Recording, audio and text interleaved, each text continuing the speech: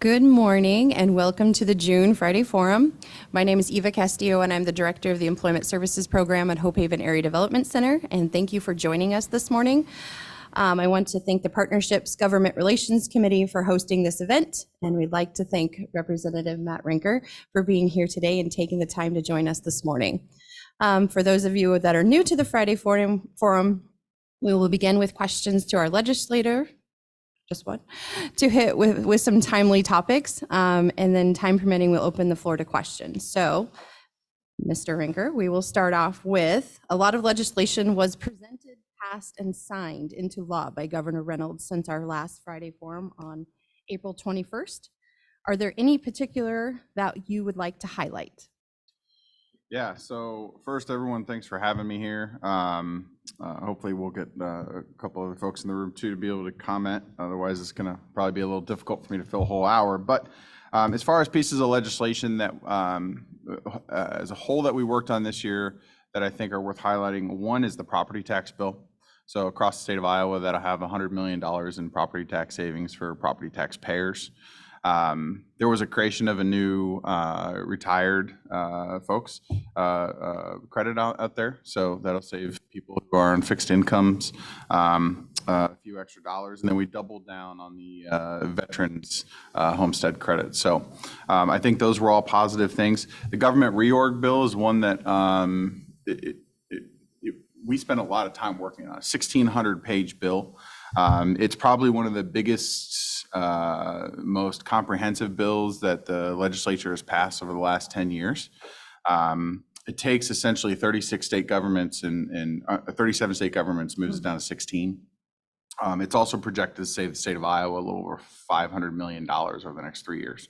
So what we had is we had a lot of empty full-time positions within the state that we were funding. We were able to consolidate those within departments and shift a lot of where the state processes are done within the departments. And as a result of that, no one should experience any interruption in services. But ultimately, we're going to see better efficiency and hopefully quite a bit of savings. We were one of the largest state governments by department size for states that are like our size. So that was something that I think we did a lot of work on. And the fruits of that we probably won't see until some of those things are done throughout this year, and then we get into next year. One thing that I worked on that I was happy to get across the finish line. So part of the role that I have is I communicate with a lot of the folks in our community, whether it's the police departments and the sheriff's offices or educators or business owners. And one of the things that I got from our local county sheriff's office this year was they had been trying to, for many years, change some of the language around enticing a minor. So under state codes, if a person were to pursue a minor on social media and send explicit messages to them, it was almost impossible to prosecute that person until that person took the steps to meet the person that they thought they were communicating with. Well, as we had local investigators trying to go through the process of getting these folks to meet so that they could charge them, it was really difficult. So I worked with the local Des Moines County sheriff and some of his deputies, and we were able to write some legislation and get it amended to the harassment bill that we got through both chambers and the governor signed this year. That would now expand that. So it would give our law enforcement officers an opportunity to pursue and follow through with an arrest of people who actually do just send messages. They wouldn't have to take those additional steps in actually meeting up with the people who they think they're communicating with. So that's one thing that I was really happy to get done. They've been trying to get that done for some time, so to help them get that across the threshold, I was pretty happy with that. Awesome. So that was kind of my next question, but so was there anything else that you were pleased about with getting passed this year? Yeah, the legislature was very busy. This being my first year, it's kind of set the bar for what to expect. But my understanding after talking to other legislators and people who have done this for a number of years is it's not normally like this. it felt like every week we were taking on something that was significant. First, we came out of the gate with the education savings account. Then we jumped right into medical tort reform. And then we had trucker tort reform. Then we had a 1,600-page reorg bill. Then we jumped into the governor's mom's bill. Then we started getting into budgets. Then we rolled directly into property tax programs. So that's not normal. My understanding is we'll typically have one or two sizable issues that we will tackle in one legislative year. But this year it felt like we had 7, 8, or maybe 9 or 10, depending on who the person is. So we passed out of the House almost 200 bills. The governor has signed most of the bills that made it through both sessions. There have been some minor changes to some budgets, but ultimately we had a very busy session. So I could sit here for 3 hours and go over all that stuff, but I don't know that it do anybody any good. They'll cut us off eventually, Yeah. right? Yeah. So what was the number one thing left unaddressed in the 2023 session that was a top priority, that will be a top priority in 2024? So the governor had some initiatives around providing better teacher salaries. In fact, the last week we were in session, I met with her. And one of the things she said is, coming out of the gate this next session, that's going to be one of the first things that she's looking at, is what kind of package can we put together to do a better job of enticing and supporting and compensating educators. So I know that's on her radar. It's definitely on the legislators' radars. So that's something that I think we didn't quite get across the finish line, and it will be one of the first things done. For me personally, last year when I ran, I talked a lot about trying to support our local law enforcement with a bill that would increase the penalties for people who are arrested, or felons who are arrested in possession of a firearm. So this year I submitted legislation as soon as the session opened that would eliminate indeterminate sentences, and then also have minimum sentencing guidelines for people who are habitual offenders. I was able to get that bill filed out of all the committees in the House and out of the House. I was able to get it out of both committees in the Senate, and it didn't quite get a Senate floor vote.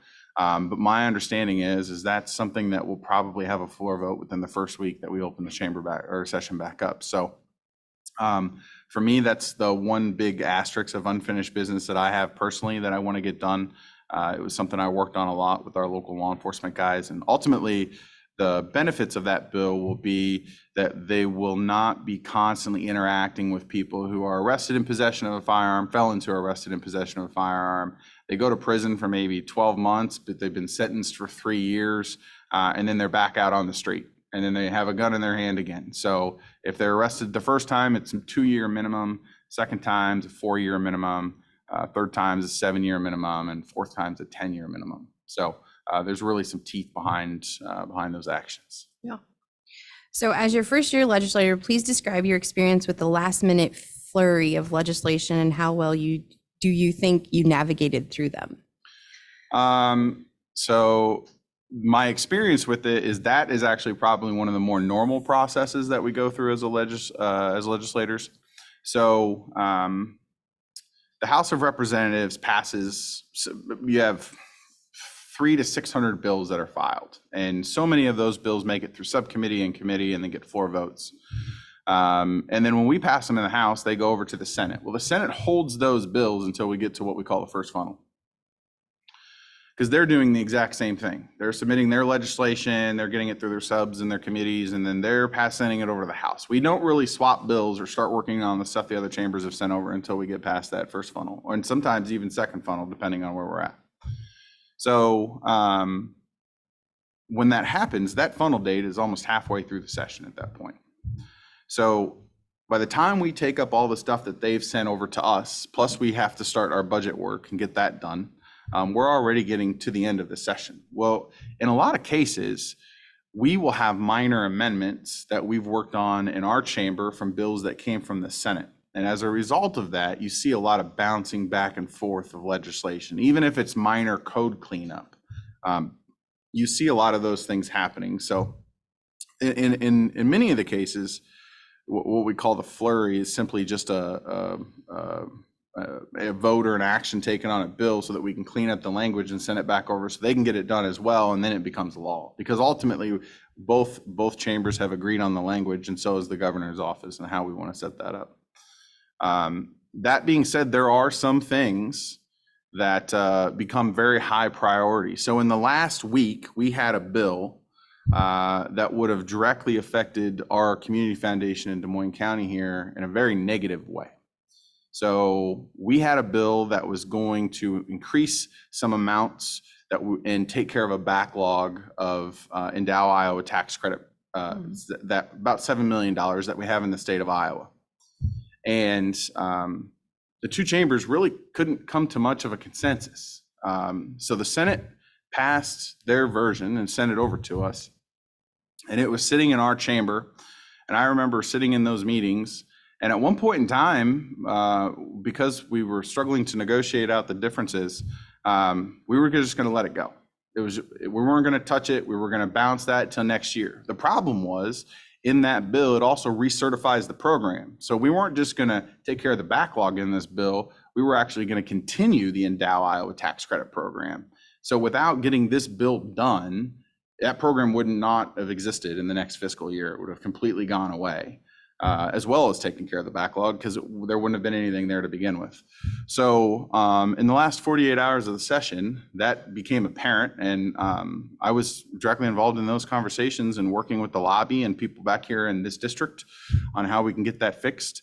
And that was my primary focus for about the last 2 days, making sure that bill made it across the finish line, because that's a very important program. I think a lot of people in this room might know, but a lot of people in the community do not understand how that program in Des Moines County directly affects themselves. Nonprofits, YMCA, the park programs, all of that stuff, all of those organizations are benefits of the funds that come through that program. So that was something that almost went away. But after some pretty hard work, we were able to get it recertified and take care of the backlog and get that across the finish line. So I was happy with that. Nice.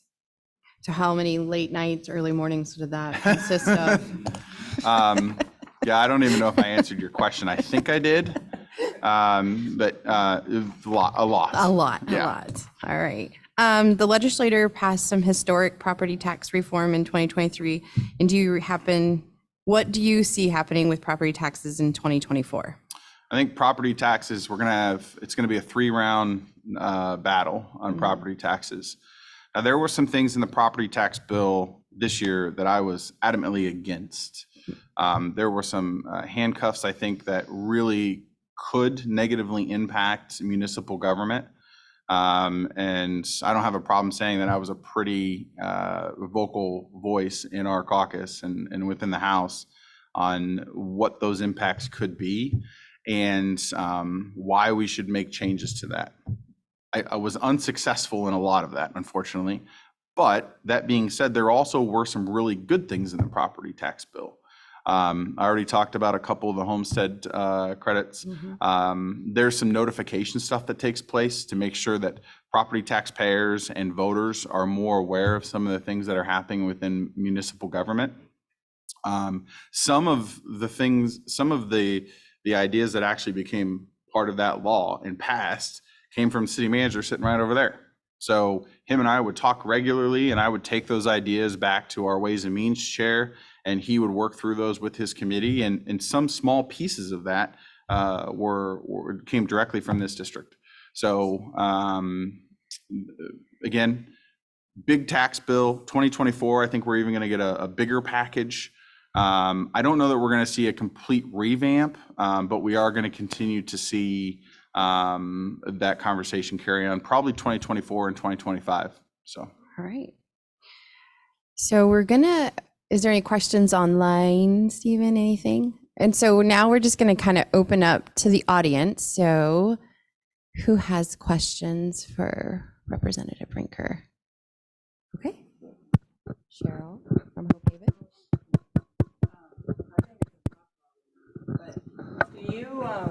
You talked about the things you will work on with teacher salaries, right? But you know that in the Medicaid system and the welfare system, there continues to be a lapse, right? So do you hope to continue to work on that?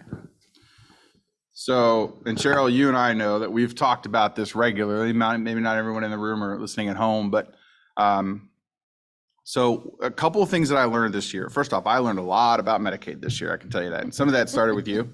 Um, there are about 8 different areas of Medicaid that are paid out by the state. You've got everything from hospitals to support care worker systems, in-home health programs, and nursing homes.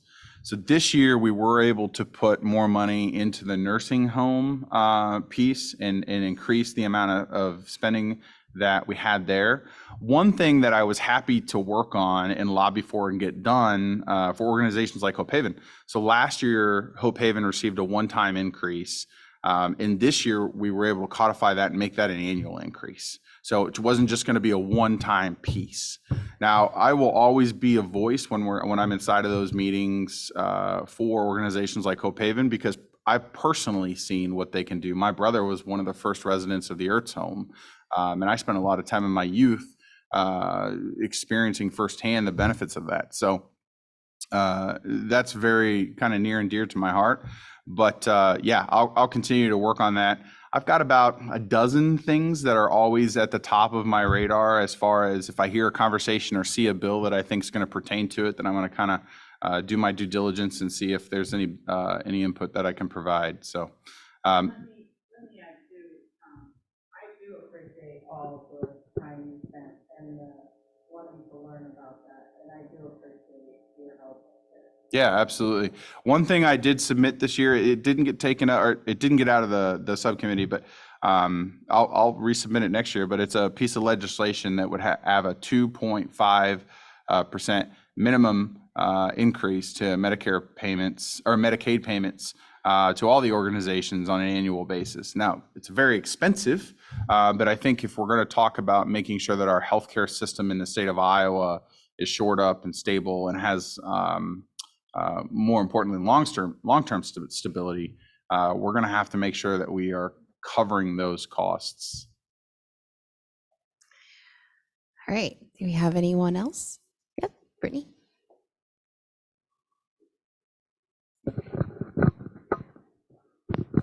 Matt, can you talk a little bit about Senate File 496, I think it's locally called the Parents' Rights Act, but particularly how these book censorship laws are going to be come into place. There's a lot of ambiguity around this. The legislature put it down and put a deadline on it of January 1.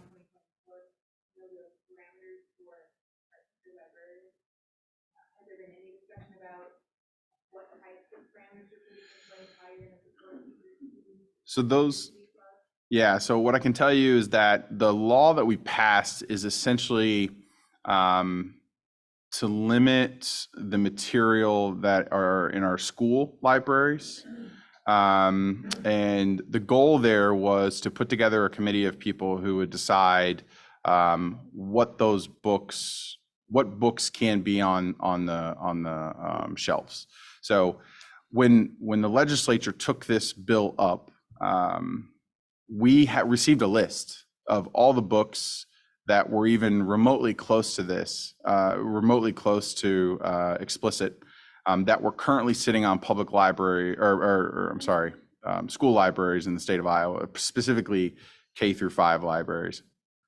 And so then we had the books brought in. And I was somewhat skeptical to how graphic some of these books were, especially in their detail. So we had an opportunity to review them, and I was kind of appalled at some of the stuff that was in those. I don't think that librarians are specifically bringing those in. So the legislature really took this up in a manner where we're going to try to give as much control to the board to have an opportunity to decide what books are and are not. But the rules for that program are all going to be written by DOE. So to answer your question, I haven't seen the rules yet. My guess is they'll probably come out sometime later this summer around how that's going to be managed. But that's the best I can offer you at this point.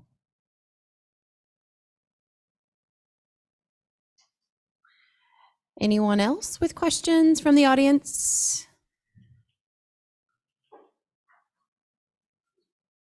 Representative Winker, thank you for your service to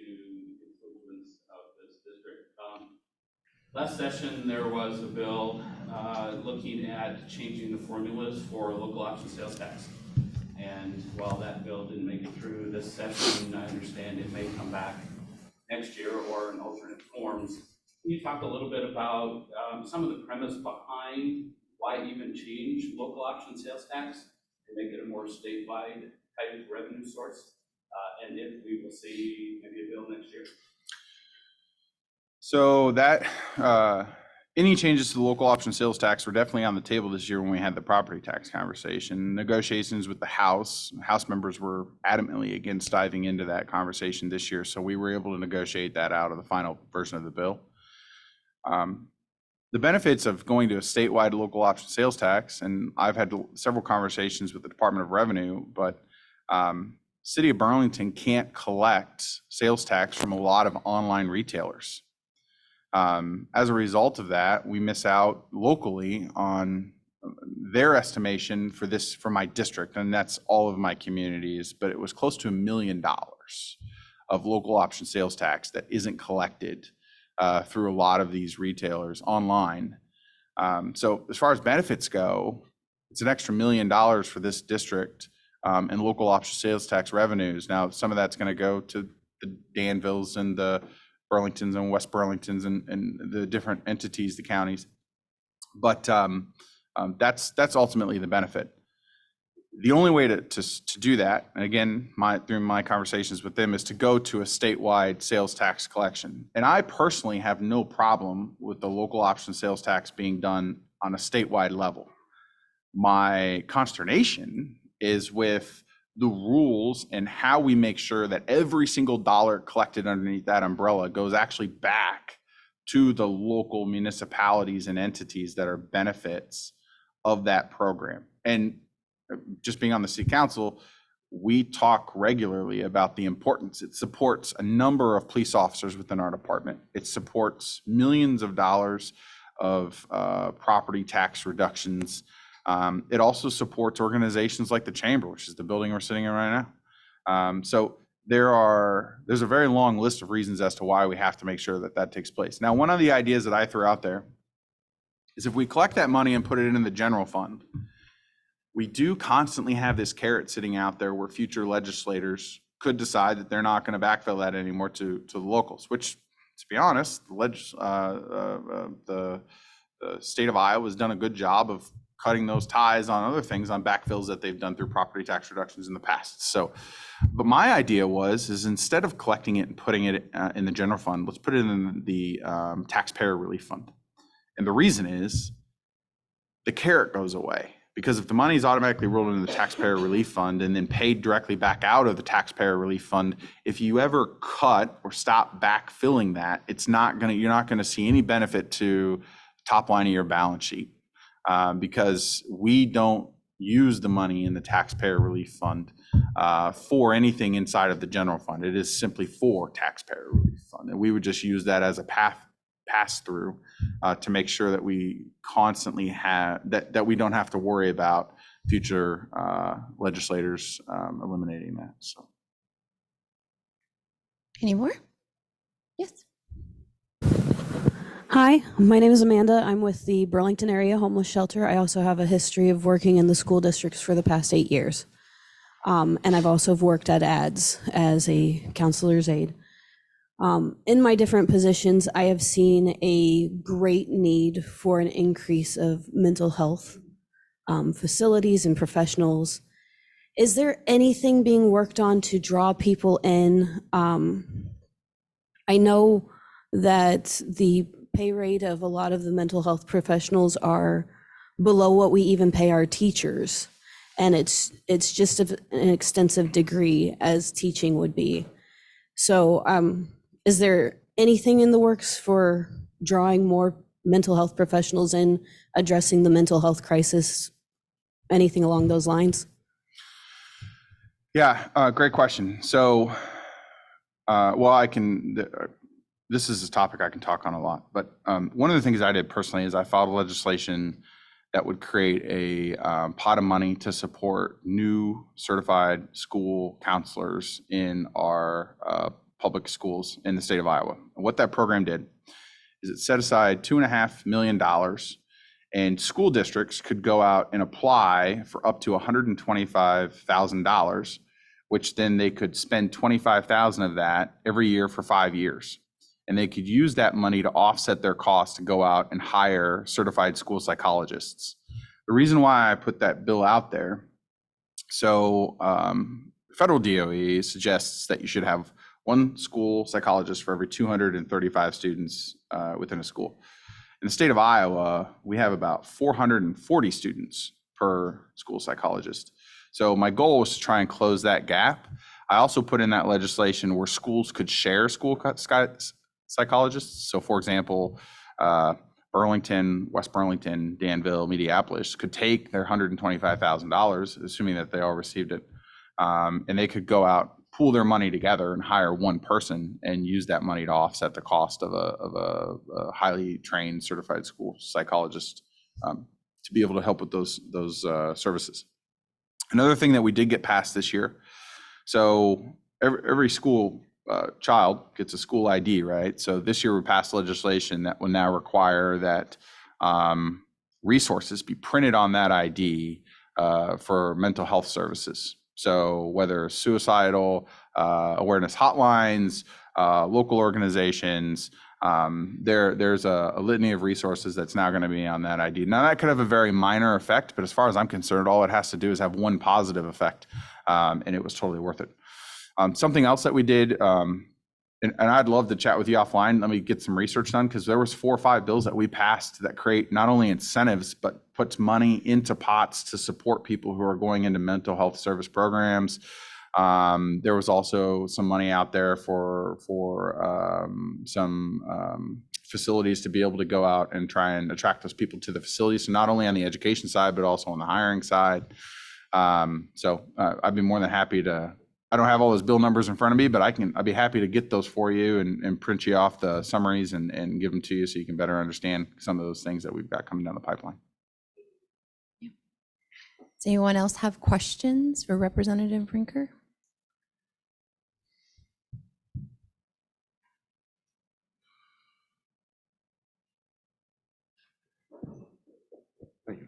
Good morning. My name is Eric Schilling. I'm the Director of Young House Family Services.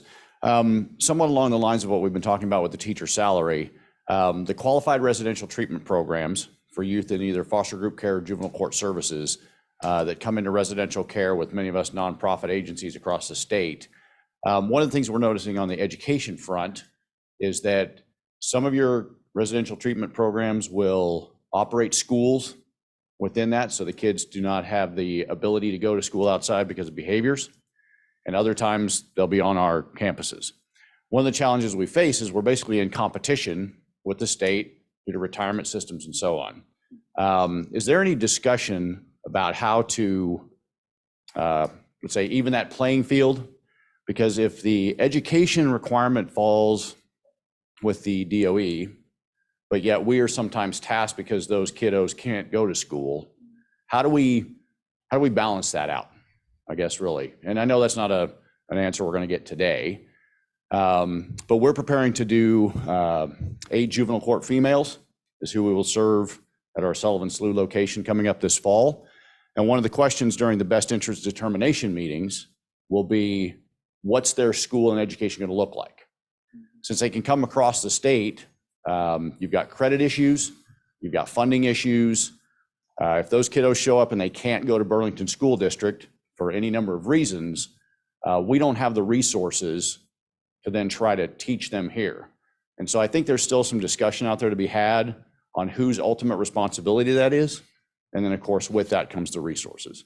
So kind of less of a question and just more of a topic that I would love to discuss at some time with you, just to get a better understanding. Yeah, I'd be happy to have that conversation. I can tell you that I have not been a part of any conversation that addresses that specifically. Now, that being said, I also don't sit on the education committee, so I'm not familiar with all of the bills that are filed and then subbed through that committee.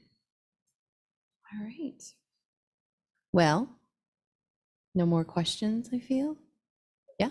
Do you go to the, okay. All right. So I think you touched on a few of them. I just have a couple more here. So what practical effects of the state government reorganization that you talked about would maybe affect the typical Iowa citizen? I don't think that there's going to be anything that's going to affect the typical Iowa citizen. One of the things that I know the legislature and the governor's office was very thorough about was making sure that there's no elimination of services. So you're still going to go to the same person that you've been going to for court services or Medicare assistance, Medicaid assistance, your DOT and your public safety, all of that stuff is still going to be the same thing. Now, on the back end, for them, there might be some changes, but for the average Iowa citizen, there should be no effect. All right. Let's see here. This one's kind of a loaded one. I feel like you kind of touched on it a lot, but if there's maybe little pieces that you can take from it. So Iowa's a record budget surplus. Could we fund education, healthcare programs, infrastructure projects, workforce development, and retention programs at higher levels?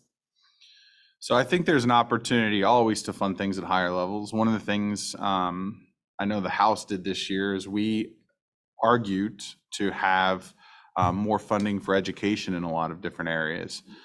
In some cases, we were negotiating with the Senate, and we ultimately settled on the funding levels that we settled on. We're also looking at certain pieces of infrastructure. So the answer is always going to be yes. Yes. We can fund things at a higher level, but we have a plan moving forward to do a lot of that. And specifically, I think part of the reason why we're apprehensive to do much as far as increasing a lot of things today is with some of the income tax and property tax conversations that are coming down the pipeline, we want to make sure that we have long-term stability. So just because we have that surplus today doesn't mean we're going to have it tomorrow. And we don't want to increase funding in a bunch of different categories and then not be able to maintain that moving forward. So the other conversation I think we're going to be having over the next couple of years that could very well be a big topic is the Medicaid conversation. And I think that there's a little bit of a desire to hold on to some of those funds so that we can try and work on that with some latitude. Great. All right. So do you have anything left you want to leave No, remarks? I think You're good? being the only one here, I had an we opportunity. I did feel like pretty well, yeah. all I've Right? done is talk, so Okay. that's fine.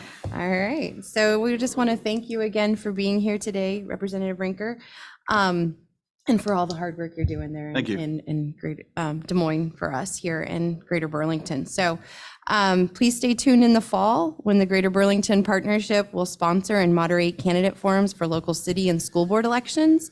And I hope you enjoy the rest of your day. Happy Friday.